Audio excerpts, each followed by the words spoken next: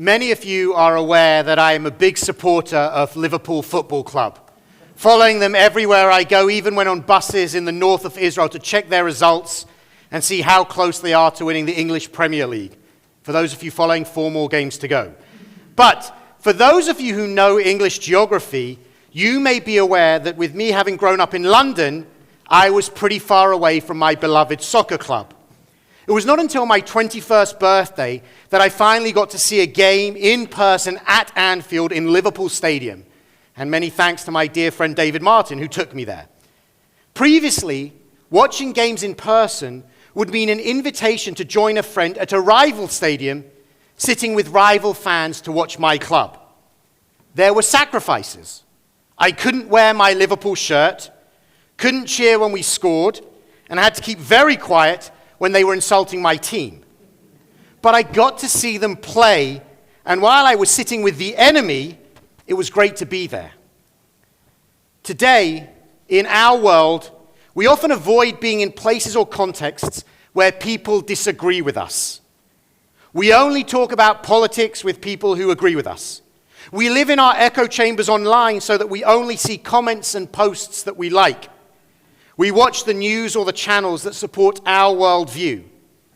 We do not challenge ourselves to be in uncomfortable spaces. When Groucho Marx said, "I don't want to belong to any club that would accept me as one of its members," perhaps there was a challenge to us that we should be looking for those clubs where we wouldn't naturally be members and seeing what's happening there. When I arrived here at Temple Shir Tikva, there were many people who wanted to meet me. An alphabet soup of Jewish organizations were interested in having a conversation. CJP, JCRC, JFS, JF&CS, among others. And amongst them, I met with the people from AIPAC, the American Israel Public Affairs Committee. They came and sat in my office and told me about their organization and their mission to strengthen, protect, and promote the U.S.-Israel relationships in ways that enhance the security of the United States and Israel. They were honest and warned me that I might not agree with everything that I hear there or see from AIPAC because they want to engage with everyone. But they also told me that I would be inspired by the stories from Israel and the hope that they promote for a peaceful future.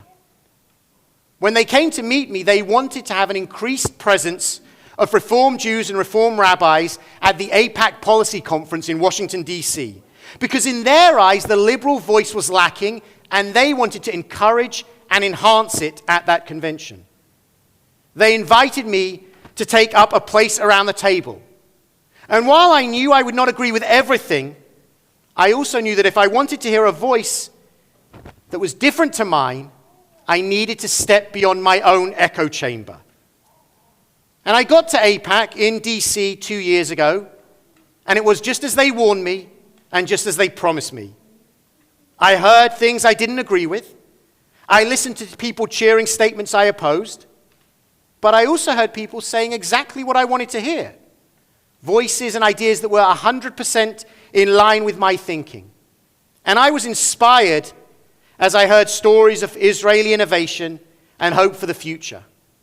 At that policy conference, I was especially struck when the head of AIPAC spoke out in favor of a two-state solution, essentially going against the policy and program of the government of Israel to suggest that there should be peace between Israel and the Palestinians with 2 states for 2 people side by side.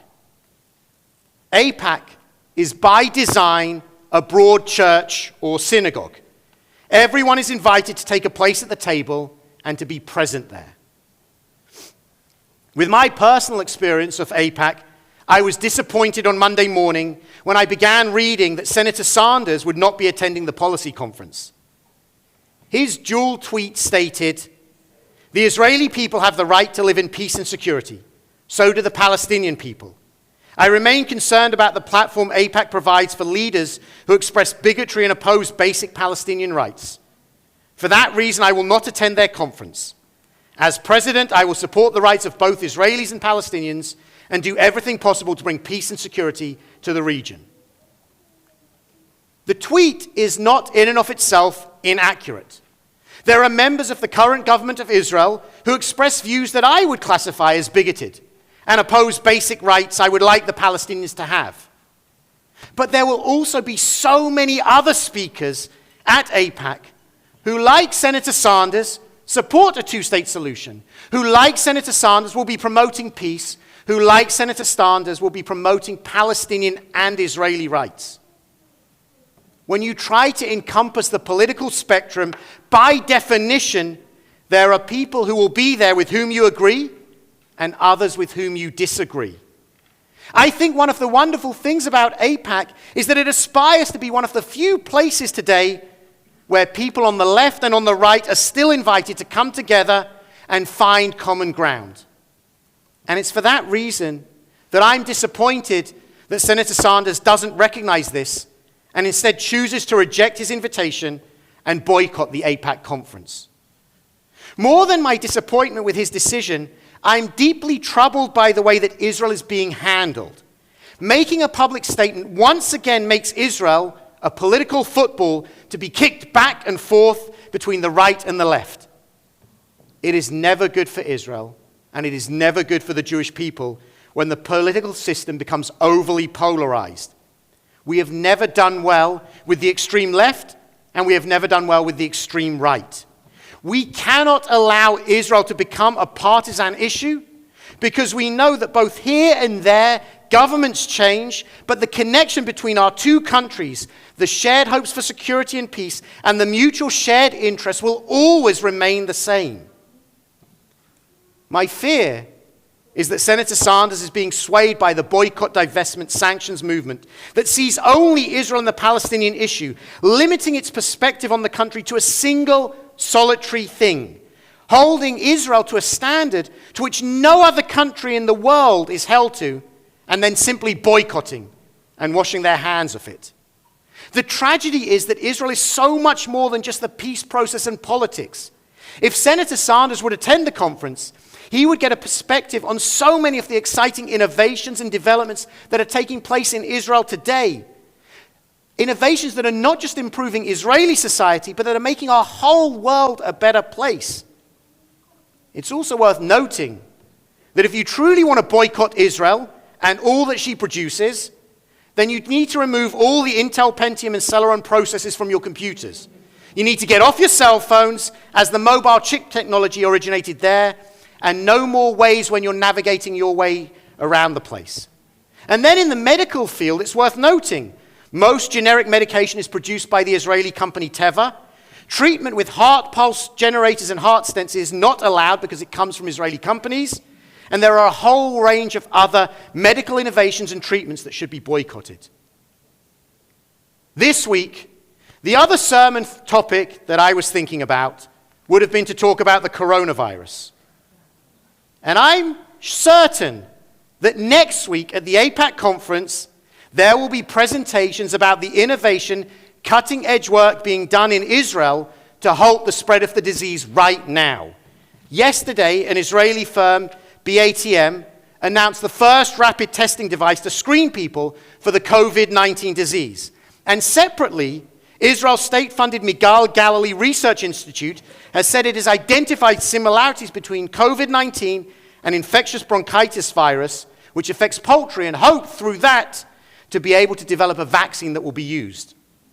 The whole world will benefit once again from the work that's happening at Israel, the work that Senator Sanders won't be hearing about. As countries currently enter into various states of panic around the spread of this disease, I can't help but wonder whether we could have done a better job of halting its spread if we had got round a table together and shared best practice and ideas for tackling the problem on a global scale, bringing people together who might disagree to fight a common problem and to find a shared solution. The problem when you sit down only with the people with whom you agree is that you only get part of the story. You limit yourself, and you also limit the influence that you can have over those people with whom you disagree.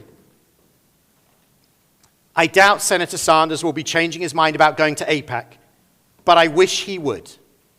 I sat uncomfortably in many rival soccer stadiums in my youth, but I still appreciated the thrill of watching the game I still quietly enjoyed the sight of a Liverpool goal, and I still knew that while we supported different teams, we were all there for a shared love of the game.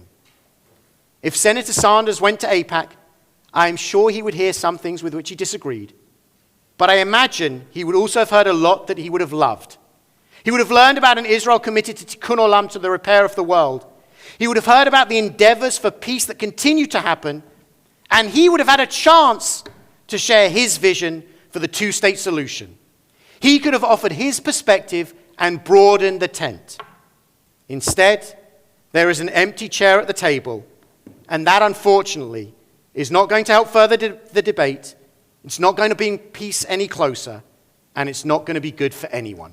Shabbat Shalom.